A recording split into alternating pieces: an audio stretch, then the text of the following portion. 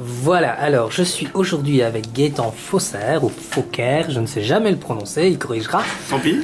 Tant pis, voilà. Tout ce qui compte, c'est le contenu, pas le contenant. Alors nous sommes dans un petit restaurant à Schumann, on reste dans mon quartier. Et aujourd'hui, nous allons découvrir un peu l'auteur et l'homme derrière l'auteur. Mais première question traditionnelle, c'est comment connais-tu Novelas? Qu'est-ce que tu fais là en fait? D'abord, bonsoir à tous, et bonjour, ça dépend à quel moment vous avez regardé la vidéo.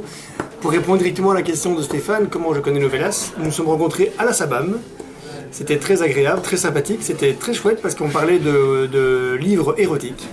Et il m'a directement, on parlait de livres érotiques, et comme Stéphane a toujours un sac à dos avec plein de livres, comme un espèce d'escargot ou de Père Noël, tout dépend, il m'avait filé un recueil de nouvelles qui s'appelle... que j'étais pas dedans. C'était les Fragments d'Eros, et c'était donc en 2010, ça date en 2010, déjà. Bah ouais, ça date, un lustre. Ouais. On va fêter d'ailleurs nous un lustre bientôt, Stéphane et moi. Tout à fait. Et je me souviens, maintenant que tu en parles, d'une anecdote, c'est que c'est une des rares photos où je suis assis pour faire une dédicace sur le trottoir. Je m'en souviens très bien. Voilà. Photo d'ailleurs que je n'ai jamais pu avoir. Donc première fois que nous nous rencontrons, c'était une très chouette première fois. Je ne savais même pas qui était Stéphane. Je me suis dit qui est cet Indien sympathique. Oui. Qui me dirait énergumène. Voilà, oui, qui me file un recueil de nouvelles érotiques que j'ai dévoré évidemment. Qui y avait dedans? Il y avait Yves Caldor dedans. Il y avait Isabelle Biliski, Jacqueline Dumas, Jacques Gueyens, et Jean-Marc Monte et moi. Et toi, oui. Très chouette recueil que j'ai dévoré évidemment en même pas 2 jours, je crois. Donc voilà, ça c'était la première approche avec Novelas. Et puis bon, par la suite, tu as fait le recueil de poésie pour nos lendemains ou C'est ça, poème pour nos lendemains. Tout à fait, oui. Et du coup, voilà, je lui ai envoyé un poème et Stéphane en a sélectionné 2 dans le recueil. C'est ça. Un que j'ai dédicacé à mon fils et un que j'ai dédicacé à ma chérie. Donc voilà. C'est bien ça. Voilà, ça c'était on va dire les préludes de Novelas. Puis après, l'année d'après, tu avais fait, en 2013, tu as fait le théâtre. Ouais. Forcément, là j'ai envoyé directement un recueil non pas un recueil, directement une pièce qui rentrait dans les carcans des critères que j'avais fixés. Oui, tout à fait. Et du coup, c'est vrai que tu m'avais aussi beaucoup secondé pour la rencontre avec les comédiens, le casting, etc. Ouais, voilà. Voilà, oui, ça c'était donc... C'est à ce moment-là qu'on s'est un peu mieux connu. Mieux connu, on va dire, oui. On avait fait d'ailleurs une présentation à la galerie rue Les Broussards, là, on avait une présentation chez Robert Paul. C'est ça. Oui, voilà. Pour lettres. Voilà, exactement, oui. Qu'est-ce qu'il y avait encore? Après, il y a eu... ça date aussi, oui, mais j'en ai passé des choses en 5 ans. Hein. Oui. Et après, il y a eu le recueil de 3 pièces qui s'appelle Divine Soirée. Le tien, ça c'est ton recueil. C'est mon recueil à part entière, donc avec que moi dedans, on va dire. C'était la première fois où j'étais seul, d'ailleurs, chez toi, Stéphane. Oui, clairement. Oui, Oui, en général, tu participes au collectif. Au collectif, avec la poésie, avec le théâtre. Et là, le dernier théâtre, j'étais... Enfin voilà, le recueil de théâtre, en tout cas, j'étais seul. Et jamais 4 sans 3. Le dernier, c'est celui-ci, chez Stéphane, donc qui sort... chez Novelas, pas chez Stéphane. Oui, enfin, chez toi, quoi. Oui. Et donc, en fait, ce n'est pas du théâtre, ce n'est pas de la poésie... Au fond, qu'est-ce que c'est? Ce sont des aphorismes, oui, voilà, des aphorismes, des calembours aussi. Il y a beaucoup de jeux de mots. On est aujourd'hui le jour où j'ai imprimé la maquette, donc on a une maquette en papier et je vais vite tourner 2-3 pages pour montrer les dessins donc de Mademoiselle Margot Comblin, et je suis embêté parce que il y a de l'ombre, voilà. C'est l'ombre de ma main. Donc voilà, par exemple, un dessin de Margot Comblin. Alors, je vais déjà en profiter pour expliquer que ce livre, une partie des bénéfices est reversée à une association qui est donc Connecting Children. Voilà, ça c'est fait. L'association dont s'occupe l'illustratrice Margot Comblin d'ailleurs. Margot s'occupe de cette association. Il y a déjà eu des voyages en Haïti, au Bénin, enfin voilà. C'est ça. Donc, il y a la dernière page du livre... explique tout ça en détail, et donc le livre sortira à la mi-novembre. Oui.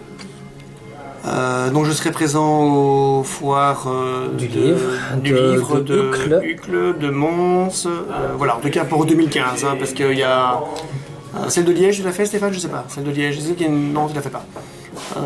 Donc voilà. Pourquoi j'ai fait ce recueil? Parce que c'est mon côté un peu moraliste. C'est-à-dire que j'aime beaucoup avoir un regard un peu plus noir peut-être sur ce qui se passe aujourd'hui. Et j'ai eu envie d'écrire ces nouvelles, Ces textes, phrases, ces citations. Oui, voilà, on peut appeler ça comme ça, des espèces d'aphorismes, on peut appeler ça comme on veut en fait, hein, que ce soit La Rochefoucauld appelait ça des maximes, et moi je suis tout à fait d'accord, malgré la longueur qui est totalement différente. Mais c'est lui qui a plutôt insufflé le genre. Oui, mais il y a plusieurs styles, hein, c'est plutôt, on va dire des moralistes, moralistes sans être pour autant moralisateur, ce qui n'est pas la même chose du tout, évidemment. Moraliste, c'est vraiment la personne qui a un regard un peu noir sur ses contemporains, sur la société.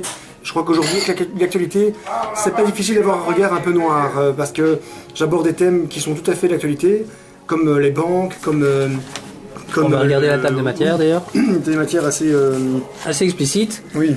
Alors, je vais essayer d'éviter l'ombre. Voilà, donc nous avons la banque. Bref, une bulle, donc ça concerne un peu tout ce qui est papal. Papal, tout à fait. Beaucoup de femmes, alors beaucoup de jeux de mots aussi. Et les femmes, c'est un sujet, qui est très sollicité chez toi. Dans mon théâtre déjà. Voilà. Tu le sais, Stéphane, déjà, oui.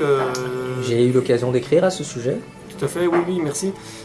Pourquoi la femme? Parce que pour moi, c'est la plus belle invention. La plus belle création divine, j'ai envie de dire. Oui, invention aussi, pourquoi pas. On n'ayons pas peur d'utiliser les mots comme ils se doivent. Invention, pour moi, oui, mais c'est Dieu qui l'a créé, donc c'est une invention. Voilà. Pour moi, ça reste comme ça, sans être pour autant croyant ou quoi que ce soit.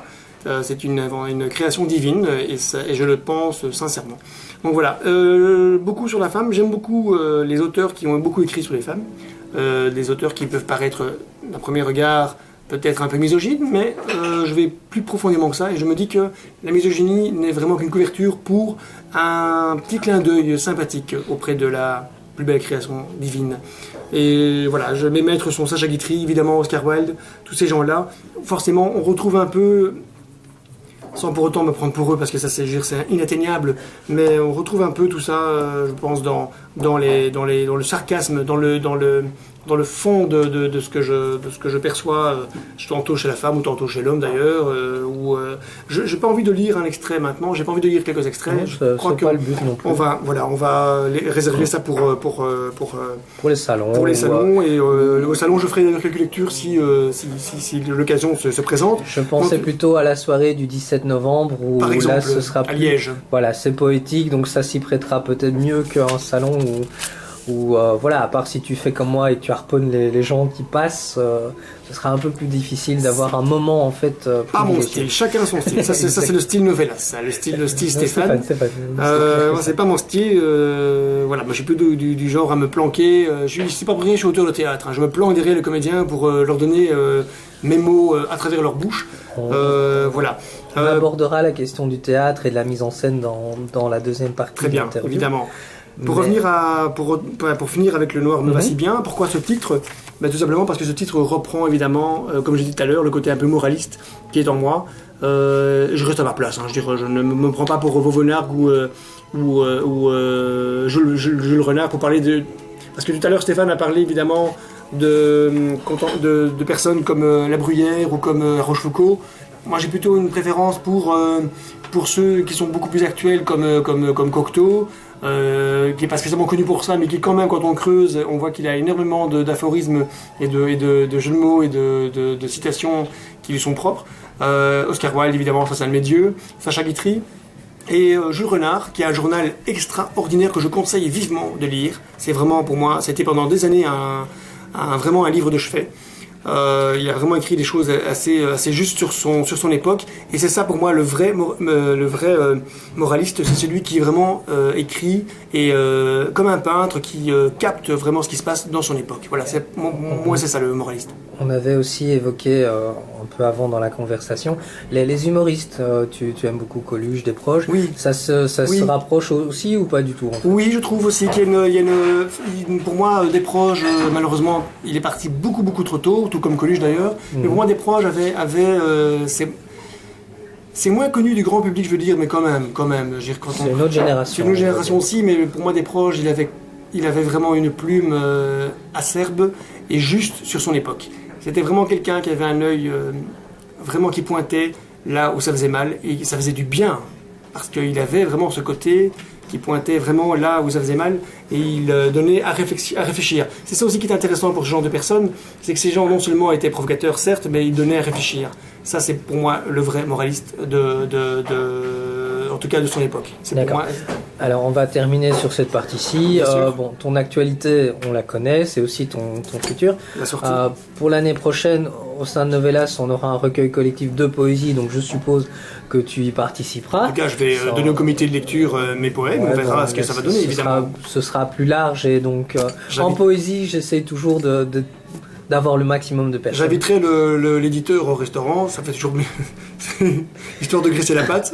Non, mais je pense qu'il faudra graisser beaucoup parce qu'il y a 4 catégories, donc chaque catégorie vaudra au moins une pâte. Ça tombe bien, j'en ai 4. Donc voilà. Mais donc sinon, santé. Merci. Voilà, on va conclure cette première partie et on reprendra avec les autres textes non édités et surtout bien sûr le théâtre. Tout de suite.